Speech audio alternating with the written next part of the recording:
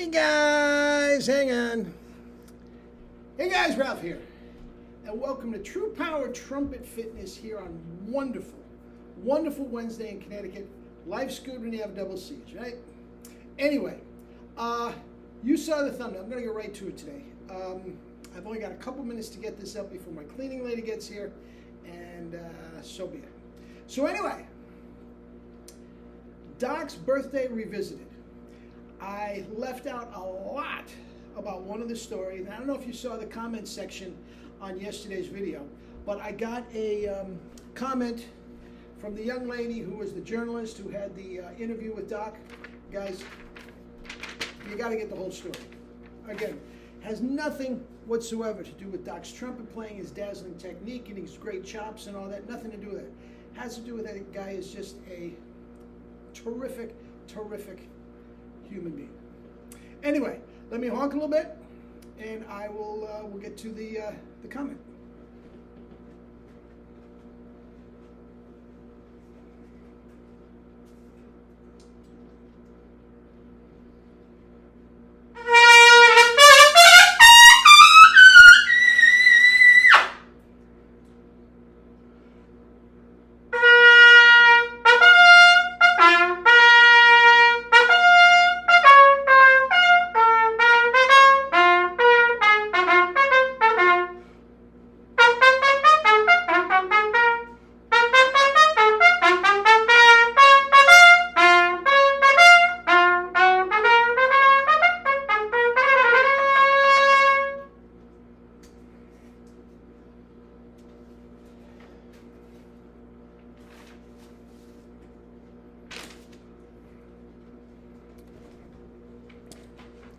Anyway, hellacious double C's. Not the first notes of the day. I had played today, about an hour.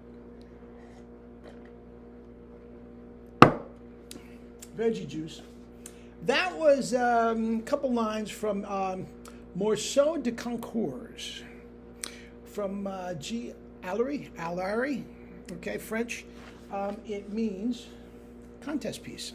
And one of my students is working on that for his one of his all-state regional whatever deals. He's killing it too. But it's a nice piece. I haven't heard it much until it was brought to my attention for this specific audition. Anyway, Doc. So I did this recap of an experience one of my students, one of my colleagues is having.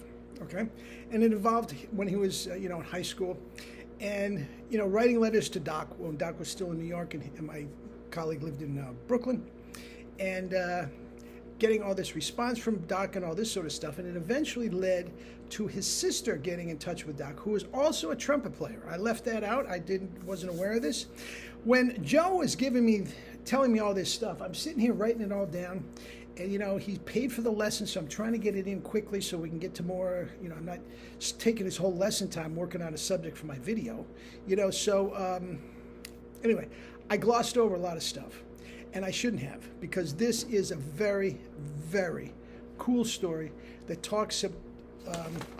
reeks of Doc, the nice guy, as opposed to the extraordinary trumpet player that he is. Anyway, so let me read. This is from the sister, as she got in touch. They both lived in Brooklyn, and the Tonight Show was still in New York at the time. So that's that. Okay, so anyway, I am the 16-year-old kid and Joe's sister. What actually happened was that I had an assignment for my journalism class at Franklin K. Lane High School in Brooklyn, and we had to interview a celebrity. Okay, at the time, not much bigger star in the world than Doc. I was also a trumpet player in my school band and thought I'll write him a letter and see what happens. I'm 67 now, and I still remember that day like it was yesterday. Okay? The phone rang, and my mother handed me the phone and said, "It's for you. It's Doc Severinson's wife." Now, how cool is this? I thought she was joking. I answered the phone, and she said, "Doc got your letter, and he'd like to meet you and have you interview him.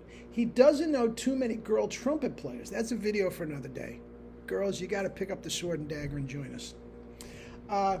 Anyway, he invited me to the studio, spent a ton of time with me, let me blow his trumpet, and gave me some quick tips. Okay? I thought we were done.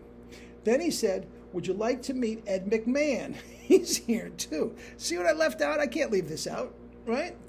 He took me over and introduced my mother and I to Ed McMahon. It was such an incredible experience. I wrote the paper, got the highest mark that my journalism teacher, Pauline Bonaguro, ever gave out, and sent him a copy of the interview. We're not done yet. He then called me back to tell me he loved the paper. He is an amazing man. I never did become a journalist. I ended up in medicine, but eventually I did write a cookbook, so I guess that counts. Okay? I can't even tell you how wonderful he was. He spoke to me about all his children, how he loved the trumpet and his job. I was a starry-eyed teen, and he treated me like his daughter. I'll never forget his kindness or the fact that I got to play his trumpet. He even gave me one of his mouthpieces to take with me. Now, guys, is anyone watching this video, or myself included, that nice? I'm not. I'm a jerk compared to him. Veggie juice.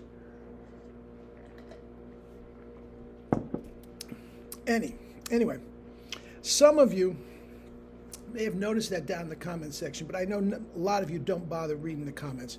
And that couldn't go without everybody knowing it. That just had to be brought to the forefront. Now, with that said, I got a few more minutes. And I told you yesterday I had two Doc stories. One I told you about, and here's the other one that I didn't get to. Okay? When I was in college, Doc and the Tonight Show band, when they were on hiatus and everything, they would do dates all over the place. And they were playing at the Portland, Maine Coliseum in Portland, Maine. And I was home. So my mother got some tickets. Couldn't wait to hear Doc. So my mother and I went to hear Doc. Actually, my mother had a migraine. I went by myself. That's right. I went by myself to hear Doc. So anyway, we get there, and this is I believe, a 6,000 seat auditorium, 5,000 seat auditorium. It's a big, combination hockey arena and basketball court and all this sort of stuff. Okay, there may have been 800 people there. Okay, there was this enormous storm coming in, and that probably had to do with the sparse crowd.